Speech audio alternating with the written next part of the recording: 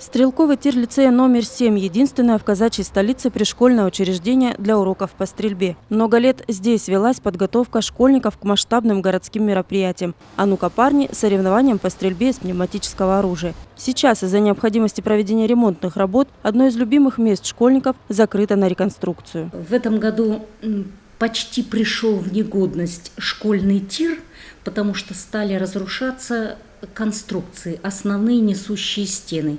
Силикатный кирпич пришел в негодность. Чтобы тир заработал вновь, с просьбой о содействии в реконструкции директор образовательного учреждения обратился к депутату городской думы по 2-му избирательному округу, на территории которого находится лицей номер 7. С Лидией Новосельцевой образовательное учреждение связывают давние дружеские отношения. Не оставшись и на этот раз равнодушной, депутат приняла активное участие в восстановлении школьного тира, выделила средства, нашла грамотного подрядчика. 2 года назад уже, к сожалению, тир не функционирует, поскольку было обрушение стен и крыши.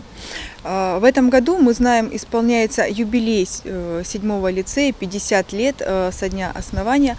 Поэтому моим таким небольшим подарком было содействие в оказании ремонта касаемо вот этой вот части здания. На сегодняшний день строительная организация «Стройград» уже завершила работы по восстановлению и укреплению конструкции несущей стены. Однако принять ребят к началу учебного года стрелковый тир не сможет. Ремонта требуют и внутренние помещения. Впереди предстоят внутренние работы по отделке, по восстановлению электрической части.